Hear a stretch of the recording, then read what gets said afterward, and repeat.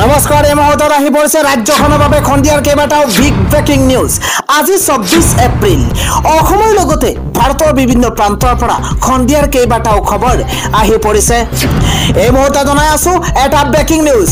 পেহেলগামত যি ভয়ংকৰ ঘটনা সংঘটিত হৈছে আৰু তাৰ পাছতে ভাৰত চৰকাৰ খৰব হৈ পৰিছে। যুদ্ধ ঘোষণা কৰিছে ভাৰত চৰকাৰে আৰু যিসকল ইতিমধ্যে ভাৰতত আছে পাকিস্তানী মাত্ৰ 24 ঘণ্টাৰ সময় বান্ধি দিছে।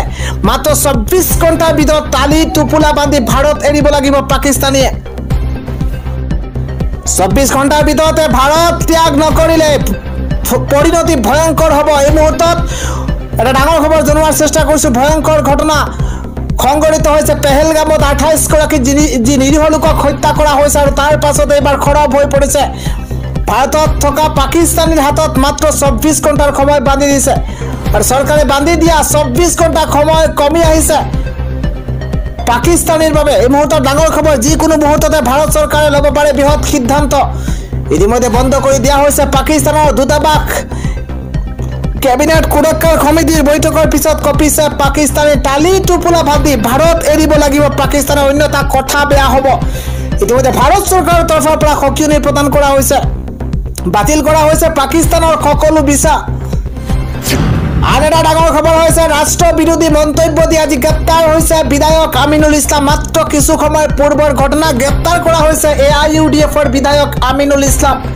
ধিং সমষ্টিৰ বিধায়ক আমিনুল ইছলামক গ্ৰেপ্তাৰ কৰা হৈছে। পহলগামৰ নৰসংহাৰৰ বাবে জগৰীয়া কৰিছিল আমিনুল ইছলামে মোদী আৰু অমিত শ্বাহক আৰু তাৰ পাছতে একশ্যন আৰম্ভ লগে লগে আমিনুল ইছলামক গ্ৰেপ্তাৰ কৰা হৈছে। মাত্ৰ কিছু সময় পূৰ্বে আমিনুল ইছলাম গ্ৰেপ্তাৰ হৈছে। পহলগামৰ নৰসংহাৰৰ বাবে জগৰীয়া কৰিছিল মোদী আৰু অমিত শ্বাহক।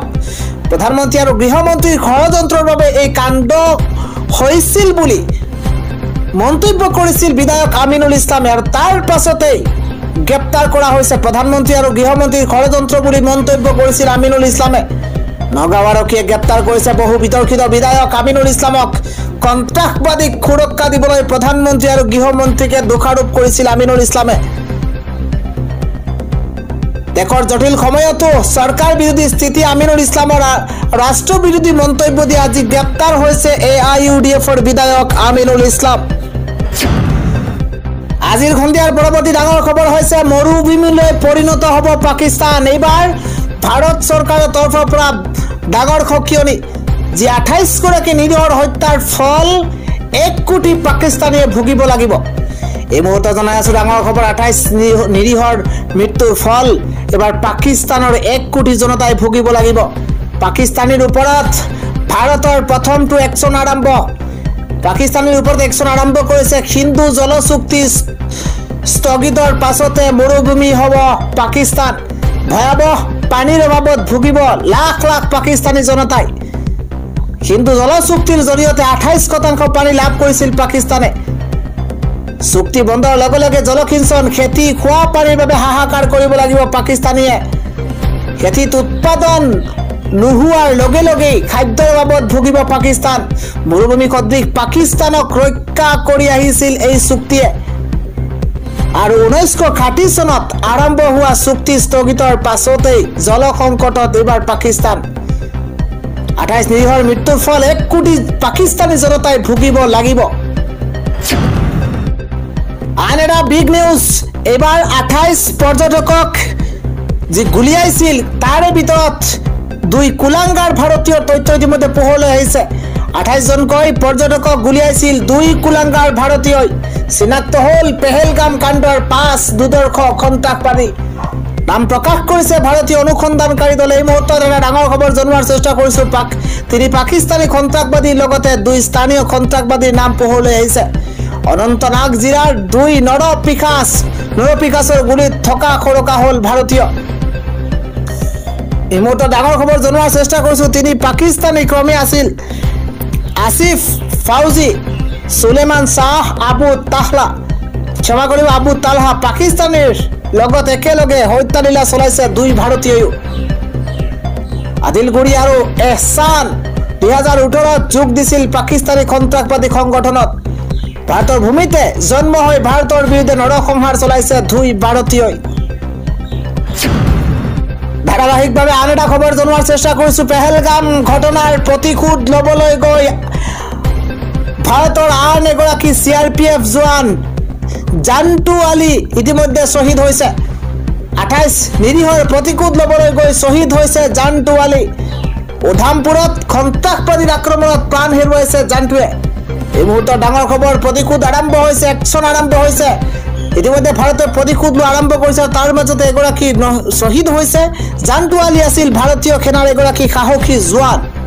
উধামপুৰৰ বসন্তগড় অঞ্চলত সংঘটিত হৈছে ভয়ংকৰ ঘটনা। যোৱা নিশাৰে পৰা অভিযানত নামি পৰিছিল ভাৰতীয় সেনাসহ জান্টু আলী। বীৰ শ্বহীদ জান্টু আলীক দেশবাসীয়ে চেলুট জনাইছে, কিন্তু 28 নিৰীহৰ প্ৰতিশোধ ল'বলৈ গৈ শ্বহীদ হৈছে জান্টু আলী। এটা খবৰ হৈছে, আজি প্ৰধানমন্ত্ৰী নৰেন্দ্ৰ মোদীয়ে ৰাজহুৱাকৈ যুদ্ধ ঘোষণা কৰিছে। অপৰাধীক পৃথিৱীৰ পৰা চীন মুকাম নাইকিয়া কৰি দিম বুলি ঘোষণা কৰিছে। মাটিৰ লগত মিলি যাব শত্ৰু, এনেকুৱা শাস্তি দিম, বিশ্বই দেখিব, এই মন্তব্য কৰিছে আজি প্ৰধানমন্ত্ৰী নৰেন্দ্ৰ মোদীয়ে।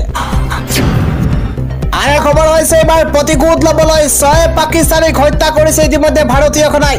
এই মুহূৰ্তত ডাঙৰ খবৰ, জম্মু কাশ্মীৰত ভাৰতীয় সেনাৰ চাৰ্জিকেল ষ্ট্ৰাইক। আৰু জম্মু কাশ্মীৰত ভাৰতীয় সেনাৰ চাৰ্জিকেল ষ্ট্ৰাইকৰ পাছতে 6 পাকিস্তানীক এই মুহূৰ্তত হত্যা কৰিছে ভাৰতীয় সেনাই। গুলিয়াই হত্যা কৰিছে 6 পাকিস্তানী সন্ত্ৰাসবাদীক। এই মুহূৰ্তত বিগ নিউজ জনোৱাৰ চেষ্টা কৰিছোঁ। জম্মুৰ 3টাকৈ স্থানত সেনাই ভয়ংকৰ অভিযান চলাইছে। উধামপুৰৰ লগতে কুলগামত চলিছে এই গুলীচালনা। অব্যাহত আছে ভাৰতীয় সেনা আৰু সন্ত্ৰাসবাদীৰ সংঘৰ্ষ। 28 গৰাকী লোকক শেষ কৰাৰ পাছত এইবাৰ একশ্যন আৰম্ভ কৰিছে ভাৰতে। অব্যাহত আছে ভাৰতীয় সেনা আৰু সন্ত্ৰাসবাদীৰ সংঘৰ্ষ। সংঘৰ্ষত শ্বহীদ হৈছে এগৰাকী ভাৰতীয় জোৱান, শ্বহীদ হৈছে CRPFৰ জোৱান জিন্টু আলী। আজিৰ সন্ধিয়াৰ পৰৱৰ্তী ডাঙৰ খবৰ হৈছে, এইবাৰ চন্দ্ৰ সূৰ্য থকালৈকে ভাৰতত হিন্দু থাকিব, পাকিস্তানক আমি শেষ কৰি পেলাম, এই মন্তব্য কৰিছে ভাৰত চৰকাৰে।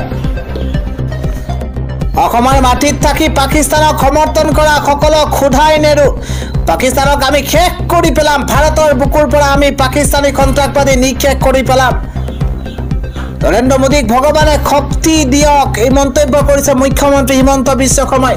দেশৰ ভিতৰত থকা পাকিস্তানী দালালকো খতম কৰি পেলাম আমি।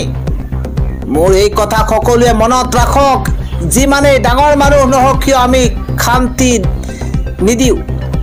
হিন্দু হোৱাটো ভুল নেকি? ভাৰতত 5000 বছৰ আগৰ পৰাই হিন্দু আছে। চন্দ্ৰ সূৰ্য থকালৈকে ভাৰতত হিন্দু থাকিব, এয়া চিৰন্তন সত্য। ভাৰতত যাতে সন্ত্ৰাসবাদে মূৰ দাঙি উঠিব নোৱাৰে, তাৰ বাবে আমি একেলগ হ'ব লাগিব। বিজেপি হিন্দু মুছলমান সকলোৰে কাষত আছে।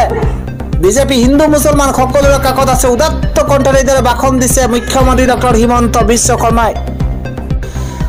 পৰৱৰ্তী আন এটা ডাঙৰ খবৰ হৈছে, এবাৰ পাকিস্তানক শক্তি দেখুৱাইছে ভাৰতে। সাগৰৰ বুকুত ভাৰতৰ বিধ্বংসী মিছাইল, এবাৰ মিছাইলেৰে আক্ৰমণ কৰা হৈছে। প্ৰধানমন্ত্ৰীৰ ঘোষণাৰ পাছতে একশ্যন মোডত ভাৰতীয় সেনা। পাকিস্তানৰ সন্মুখত শক্তি প্ৰদৰ্শন ভাৰতীয় নৌসেনাৰ। থলুৱাভাৱে উৎপাদিত শক্তিশালী মিছাইলেৰে শক্তি দেখুৱাইছে ভাৰতে। বিশাখাপট্টনমৰ পৰা সাগৰৰ বুকুত মিছাইল নিক্ষেপ কৰা হৈছে। আৰু প্ৰধানমন্ত্ৰীৰ ঘোষণাৰ পাছতে একশ্যন আৰম্ভ কৰিছে ভাৰতীয় সেনাই। আজিৰ সন্ধিয়াৰ পৰৱৰ্তী ডাঙৰ খবৰ হৈছে, এবাৰ বিজেপিৰ শাসনত শান্তি ঘূৰি আহিছে। নাই সন্ত্ৰাসবাদ, নাই বন্ধ, নাই কোনো আন্দোলন। আজি এই মন্তব্য কৰিছে ৰাজ্যৰ মুখ্যমন্ত্ৰী ডক্টৰ হিমন্ত বিশ্ব শৰ্মাই। বিজেপি 9 বছৰীয়া শাসনত অসমলৈ শান্তি ঘূৰি আহিছে। অসমত এতিয়া নাই সন্ত্ৰাসবাদ, নাই বন্ধ, নাই আন্দোলন। অসমত একো নাই। কংগ্ৰেছৰ 15 বছৰত ৰাইজে কেৱল ভয় ভাবুকি দেখিলে। বনভূমিত মুছলমানৰ ওপৰত চলিছে হত্যালীলা। অসমীয়াক জাতিৰ নামত ভাগ ভাগ কৰি বিভাজন কৰিছে কংগ্ৰেছে।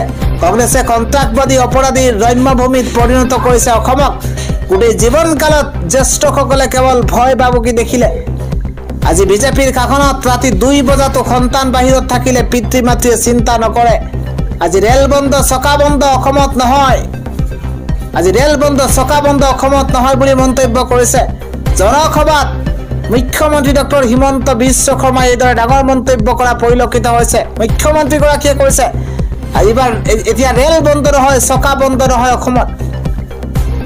ৰাতি 2 বজাতো সন্তান বাহিৰত থাকিলে পিতৃ মাতৃয়ে একো চিন্তা কৰিব নালাগে। গোটেই জীৱনকালত জ্যেষ্ঠসকলে কেৱল ভয় বাবুকিয়ে দেখিছে, কিন্তু বিজেপিৰ শাসন কালত এনেধৰণৰ ঘটনা নাই, এনেধৰণৰ কাণ্ড সংঘটিত হোৱা নাই বুলি মন্তব্য কৰিছে ৰাজ্যৰ মুখ্যমন্ত্ৰী হিমন্ত বিশ্ব শৰ্মাই।